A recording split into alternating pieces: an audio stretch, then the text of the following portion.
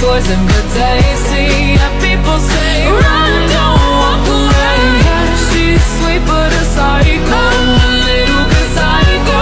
At night she's screaming, mama, mama, mama. Assalamualaikum warahmatullahi wabarakatuh. Perkenalkan, nama saya Sumita Baharudin, NPM 03323 kelas 5A, mata kuliah Strategi Pembelajaran Audit. Dosen pengampun Dila Fazriani, SPD MPD. Tugas video yang saya buat ini untuk memenuhi ujian setengah semester. A. Orang tua wajib paham 6 aspek perkembangan anak usia dini. Di masa pertumbuhan, anak mengalami banyak perubahan baik secara fisik maupun mental. Di fase ini, anak-anak mengalami pertumbuhan dan perkembangan yang sangat cepat, yang menentukan bagaimana mereka akan tumbuh dan berkembang di masa depan. Untuk itu, penting untuk memahami apa saja aspek-aspek perkembangan anak usia dini agar dapat mendukung pertumbuhan mereka secara optimal. Memahami perkembangan anak usia dini akan membantu ibu dalam mengetahui kebutuhan spesifik anak sesuai dengan usianya. Hal ini akan memungkinkan ibu untuk memastikan agar anak mendapatkan dukungan yang tepat baik dari segi gizi, lingkungan, atau pendidikan.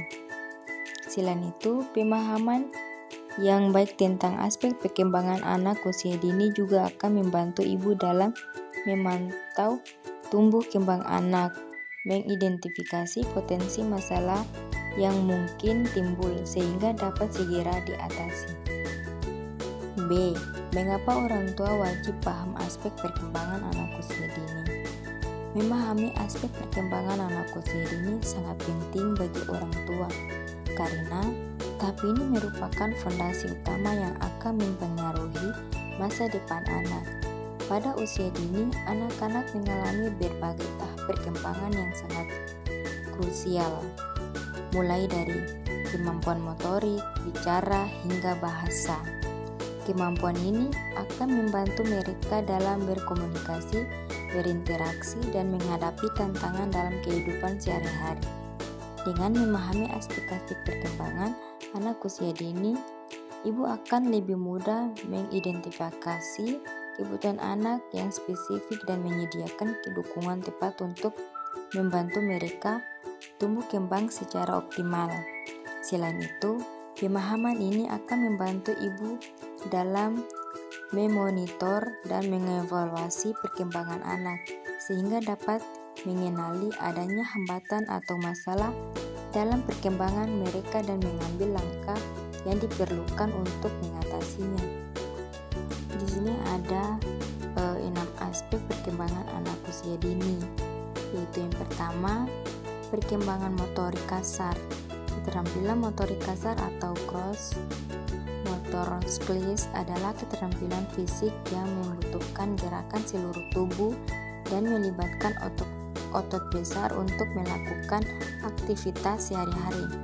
Contoh aktivitas yang menggunakan keterampilan motorik kasar adalah berdiri dan berjalan, berlari dan melompat, serta duduk dengan postur yang baik dan tegak. Yang kedua, perkembangan motorik halus. Keterampilan motorik halus sangat penting bagi anak dalam melakukan aktivitas sehari-hari seperti berpakaian, membuka kotak makan, atau menulis. Keterampilan ini melibatkan koordinasi antara jari-jari tangan dan mata. Keterampilan motorik halus penting dalam aktivitas sekolah dan kehidupan sehari-hari. Di sini yang ketiga, perkembangan bahasa dan kemampuan bicara. Perkembangan bahasa tergantung pada aspek perkembangan lain. Kemampuan berkomunikasi dengan orang lain tumbuh sejak bayi, dan seiring dengan bertambahnya usia, anak akan mengembangkan kemampuan ini dengan secepatnya, yang berbeda-beda untuk meningkatkan keterampilan ini. Ibu bisa membacakan buku kepada anak sejak bayi dan terus melakukannya hingga anak bertambah usianya. Yang keempat, perkembangan kognitif.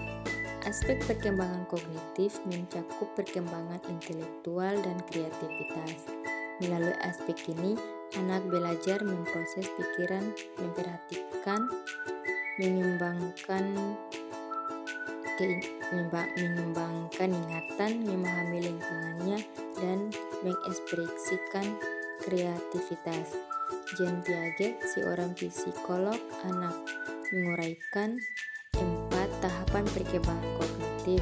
Tahapan sensor motor, kelahiran hingga usia 2 tahun. Tahap pra-operasional, usia 2 hingga 7 tahun. Tahap operasional konkret, usia 7 hingga 11 tahun. Dan tahap operasional formal, usia 12 ke atas. Yang kelima, perkembangan sosial emosional anak. Aspek sosial emosional anak meliputi pemahaman dan pengendalian emosional anak, serta kemampuan mereka dalam berkooperasi, berempati, dan menggunakan penalaran moral. Anak juga belajar membentuk hubungan dengan orang lain seperti belajar berbagi, bergantian, dan menerima perbedaan. Mereka juga belajar tentang diri mereka sendiri dan bagaimana berhubungan dengan kelompok lainnya. Yang terakhir, perkembangan moral. Perkembangan moral pada anak dipengaruhi oleh keyakinan inti, pandangan anak tentang dunia di sekitarnya, temperamen, dan pengalaman hidup yang telah dilalui. Pada usia 2 tahun, anak mulai merasakan emosi secara moral dan memahami perbedaan antara benar dan salah. Namun mereka cenderung lebih peduli atau takut pada hukuman daripada perasaan orang lain. D. Permainan edukasi anak yang optimalkan perkembangannya.